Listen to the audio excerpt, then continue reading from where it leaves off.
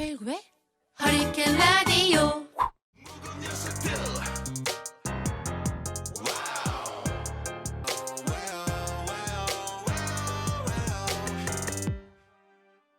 무거운 녀석들, 가벼운 뉴스는 가라. 무게 있는 뉴스만 골라서 전해드립니다. 무거운 녀석들. 무게 있는 뉴스 전해줄 무거운 녀석들 나왔습니다. 뚱커벨 인사이트 K 배종찬 소장 어서 오세요. 안녕하십니까. 수요일 무거운 녀석들 정치판에 묵직함을 더해줄 뿐입니다. 기자계 토르 시사 여전사 박연미 기자. 안녕.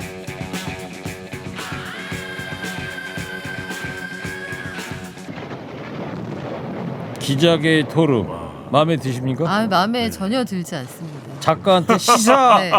우리 작가한테 시사공주라는 당황스러운 수식어를 요구하셨다면서요? 찰떡이라는 말 아시죠? 찰떡. 네. 네. 너무 찰떡인 별명이 시사공주인데 네. 아니 뜬금없이 토르 심지어 이 망치로 사람을 몰아가는 걸 보고 네. 네. 아, 이 방송 못 쓰겠구나 이런 생각이 들더라고요. 뚱커벨 어떻게 보세요? 찰떡이라는데 네. 시사공주가 찰떡입니까? 정말 토르가 찰떡으로 잘 그죠? 어울리네요. 아니 다른 거래처에서 만났잖아요. 네네. 자, 청취자 여러분 코너 끝에 방송만 잘 듣고 계시면 금세 맞힐 수 있는 무게 있는 퀴즈 내드리는 거 아시죠? 지금부터 무거운 두 분이 전해줄 무거운 뉴스 잘 들어주시기 바랍니다. 뚱커벨 첫 번째 무게 있는 뉴스 뭐예요? 네, 상고 끝에 예산안 처리가 됐습니다. 한국당 빼고 예산안 처리가 첫 번째 뉴스입니다. 네, 어제 밤 9시였죠? 네, 그렇습니다. 저녁 늦게 이제 통과가 됐는데 문희상 의장이 예산안을 상정했고 또 한국당 의원들은 반발하기는 했습니다. 그런데 이제 허를 찔린 셈이었는데 보통은 이제 예산안은 예산 부수 법안을 먼저 상정하고 난 다음에 그다음에 이것을 표결에 붙이고 난 다음에 이제 예산안을 상정하는데 전격적으로 네. 뭐 이걸 또 어떻게 표현하면 뭐 늘 그래왔다고 해서 꼭 그렇게 해야 되는 건 아니니까 기습적으로 예산안을 상정하면서 이제 허를 찔렸고 통과가 됐는데 이것에 대해서 자유한국당 의원들은 날치기다. 문희상 의장 물러나야 된다. 이런 이야기를 했었는데 뭐 국회법 절차에 따라서 적법 절차다라고 이제 여당은 설명하고 있습니다. 그렇죠. 어제 그때 4+1 협의체에서 합의한 내용이 이제 통과가 된 건데. 네. 자, 토르 여전사. 네. 당초에는 여야 3당 합의 처리한다고 하지 않았어요? 그게 모양새도 좋고 사실은 그렇게 하려고 했어요. 이게 9일에 그래서 여야 3당이 만났습니다.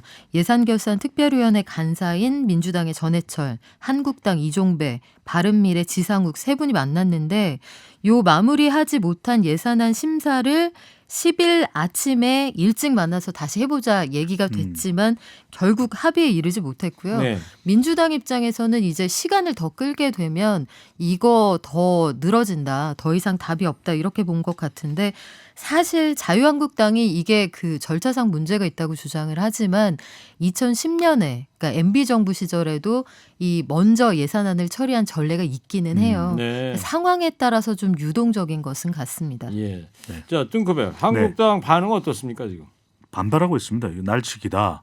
또 문희상 의장이 기습 처리한 것이다. 이렇게 얘기를 하고 있는데 한국당에서 계속해서 이 타겟으로 삼고 있는 인물이 이제 문희상 의장이고요. 심지어는 문희상 의장의 지역구와 관련된 내용까지도 거론할 정도로 이렇게 문희상 의장의 원색적인 그런 비난도 쏟아내고 있는데 또 한 보니까 화면 보니까요. 네. 그 문희상 의장이 뭐 얘기하는데 자유한국당 의원들이 본회의장에서 손팻말로 네. 네. 아들 공천 뭐 이런 거. 바로 그 부분입니다. 네, 사실 이게 뭐 예산은 통과하고 직접적으로 관련 있는 건 아니거든요. 그럼에도 불구하고 그럴 정도로 지금 자유한국당에서는 허를 찔렸다. 또 한편으로는 극렬 반발을 하는데 심재철 원내대표와 관련해서도 리더십이 흔들린 것 아니냐. 적어도 필리버스터를 철회해서 예산안이 상정되는 부분에 대해서 예상하지 못했던 것 아니냐. 이런 이야기도 나오는데 또 다른 한 명의 인물에 대해서 자유한국당이 공격하고 있는데 홍남기 부총리입니다.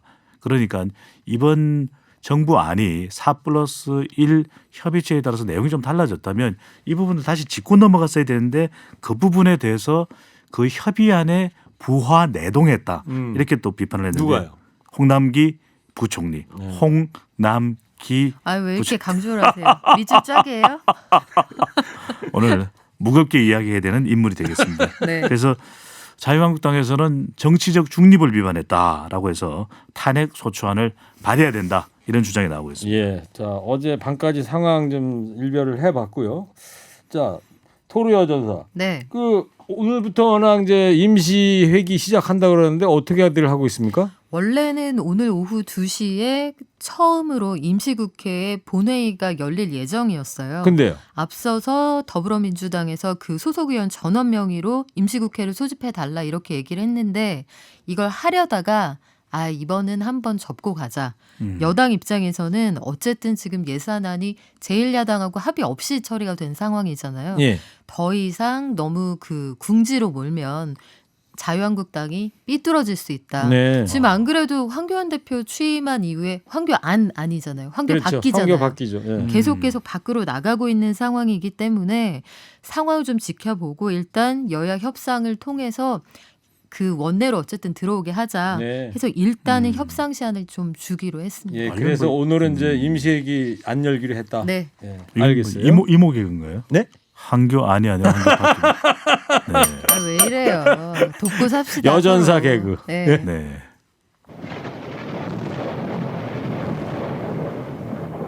야, 토르 여전사가 나오니까 워낙 에밀레 종소리가 나와야 되는데. 정말 천둥이. 천둥번개가. 네. 네. 천둥의 신이잖아요, 토르가. 근데 제가 제 입으로 이런 말 하기 뭐하지만 네. 제가 대학 때는 별명이 전혀 그런 쪽하고는 거리가 멀었어요. 뭐였어요?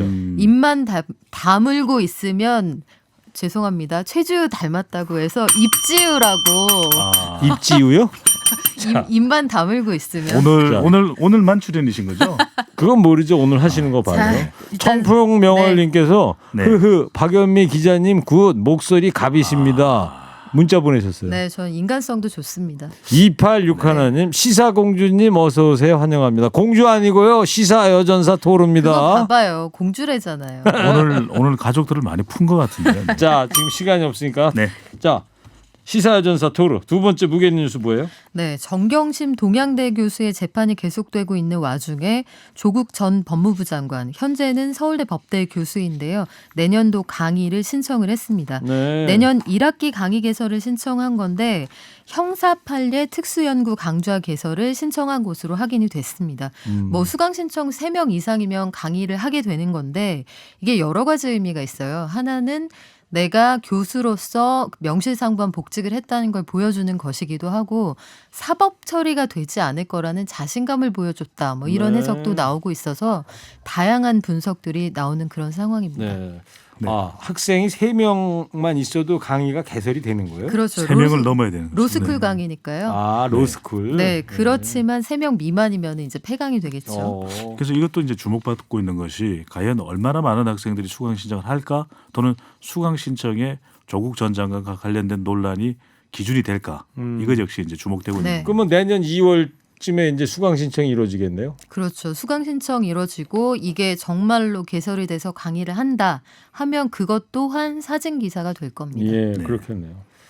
자, 뚱커벨. 이 네. 딸 입시나 사모펀드 관련 수사 말고 말이죠. 유재수 전 부산 경제부시장 관련 수사 선상에도 조국 전 장관이 올라 있다면서요? 감찰 무마 의혹과 관련된 부분인 것이죠. 그래서 이제 이 감찰 무마와 관련해서 백원우 비서관 전 비서관의 경우에도 뭐 윗선으로부터 요청을 받았다 이렇게 검찰 소환 과정에서 이야기를 밝힌 것으로 예.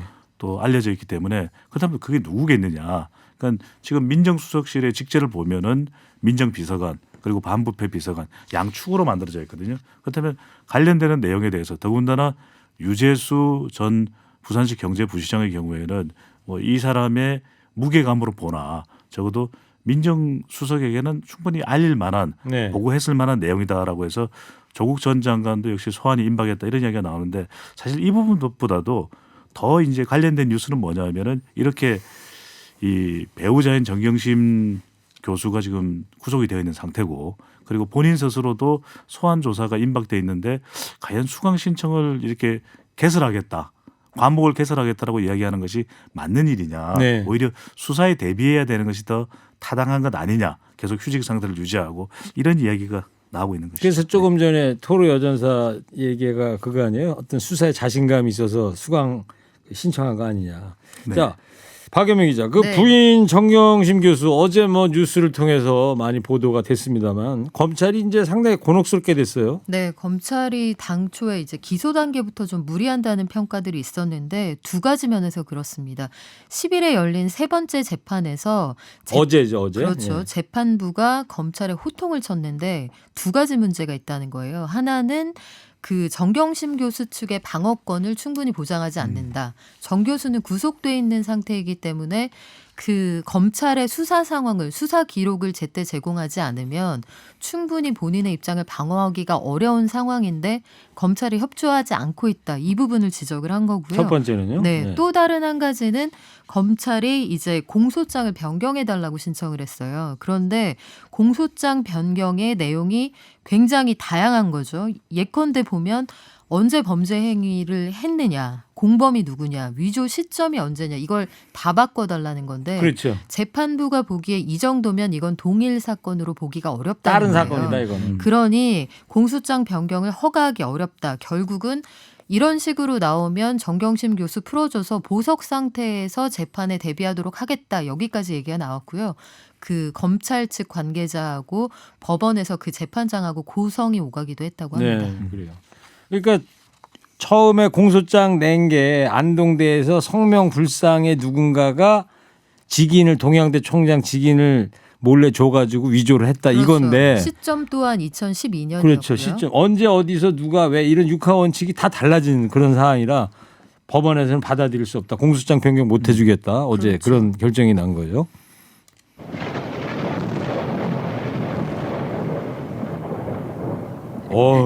천둥의 신이 오니까 그냥 뭐 스튜디오에 폭풍 허리케인이 몰아치고 있는 것 같습니다. 네, 뭐 미세먼지는 제가 다 잡아보겠습니다. 그렇습니다. 네. 세 번째 무게 있는 뉴스 뭐예요? 네. 북미 관계가 급냉. 한때는 정말 좋았거든요. 예. 김정은 위원장 그리고 트럼프 대통령 그 브로맨스는 어디로 갔나입니다. 네. 어디로 갔어요? 네.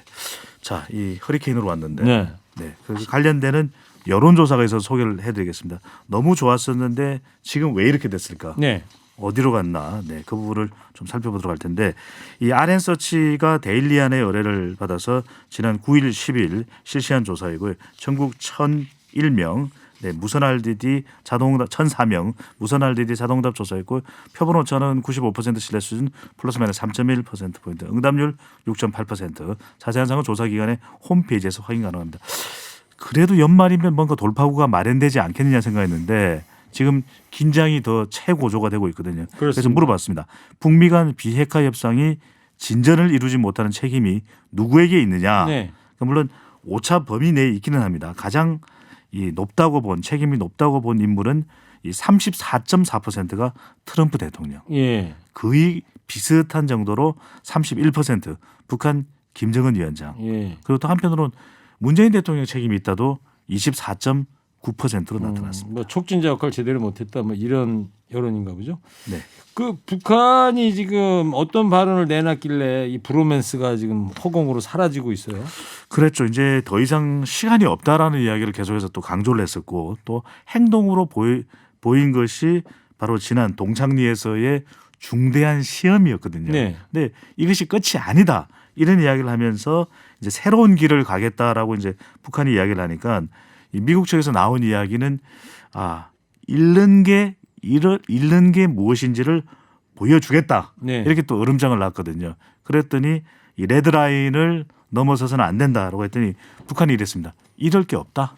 가보자. 이렇게 얘기했죠. 우린 잃을 게 없다. 네. 또 트럼프가 김정은 위원장한테 막 로켓맨이다 이런 그럼요. 얘기를 했고 그랬더니 네. 북한 쪽에서는 망령든 늑다리다 또 트럼프. 그렇습니다. 서로 간에 이제 인신 감정을 공격이 지금 뭐 난무하고 있어요. 자극하는 표현이 나왔었죠. 네. 그나저나 이달 연말에 지금 북한이 노동당 중앙위 전원회의를 열어가지고 이제 새로운 길을 가게 되는 행보를 결정하게 될 텐데 네. 참 걱정해요. 예. 자, 트럼프 대통령이 북한이 이달 말에 말이죠. 북미 관계 중단 선언할 거라는 관측도 지금 나오고 있는데요. 네, 그런 것들을 보여주는 조짐이 하나씩 드러나는데 백두산에 백마 타고 올라가잖아요. 그랬죠. 그러니까 그게 상징적으로 내가 새로운 길을 가겠다는 걸 인민들에게 보여주는 정치 상징 조작이라는 평가가 나왔었고 말씀하신 것처럼 이달 하순에 열기로 한 당 중앙위원회 전원회의에서 북미 관계 중단을 선언할 수 있다. 나아가서는 지난해에 체결했던 9.19 남북 군사합의가 파기됐다는 선언이 나올 수도 있다. 네. 나아가서 개성공단 철거 경고가 나올 수도 있다. 이게 그 북한 전문가들의 전망인데 왜냐하면 북한이 쉽게 말씀드리면 김정은 국무위원장이 인민들 볼 낯이 많이 없어졌다는 거예요. 그렇죠. 그동안에 소위 노딜 협상이 이어지면서 마지막으로 삼았던 계기가 10월에 스톡홀름에서 미국과 만났을 때 실무회담. 그래도 뭔가를 하나 인민들에게 보여줄 게 있었으면 김정은 국무위원장이 뭔가 정치적 동력으로 삼아서 시한을 좀 늘릴 수가 있었을 텐데 체면을 너무 구겼다. 그러니까 북한에서는 대외적인 메시지보다는 대내적인 메시지가 훨씬 중요하게 여겨지는 그런 체제니까 아마도 체제 유지를 위해서라도 이제는 세게 나갈 수밖에 없을 거다 이런 전망이 나오고요. 또 한 가지는 그렇다고 트럼프가 손을 내밀어 줄 수 있는 환경이냐. 지금 자기 발등에 불이 떨어져 있는 상황이라 네. 어느 쪽도 양보하기 어렵다는 게 양국 간의 관계 전망을 어둡게 하는 요소가 되고 있습니다. 트럼프 지금 뭐 탄핵이 몰려 있는데 하여튼 지금 이 세 번째 이 비핵화 협상인데 94년에 제네바 합의도 무산됐었고 네. 2000년대 중반에 육자회담도 이 세 번째가 이번 기회인데 잘 좀 했으면 좋을 것 같습니다. 네. 네, 지금까지 오늘 무게 있는 뉴스들 무거운 녀석들이 전해드렸습니다. 인사이트K 배종찬 소장 박연미 기자였습니다. 두 분 감사합니다.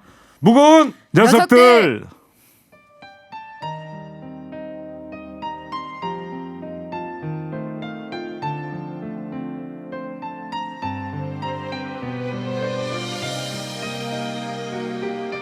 아까 저 토로 여전사께서 배우 최지우 씨 닮아서 입지우란 별명이 있었다고 그랬죠? 그래서 김경래 PD가 이 노래 골랐대요. 드라마 겨울연가 주제곡입니다. 이후에 네. 처음부터 지금까지. 네. 자, 박 기자님. 네. 최지우 씨 대사 중에서 뭐 기억나는 거 있어요? 준상아. 이거 왜 이래? 춘장아? 준상아를 준상아. 자, 두 분 감사합니다. 감사합니다. 일부 행기의 이야기를 더 듣고 싶다면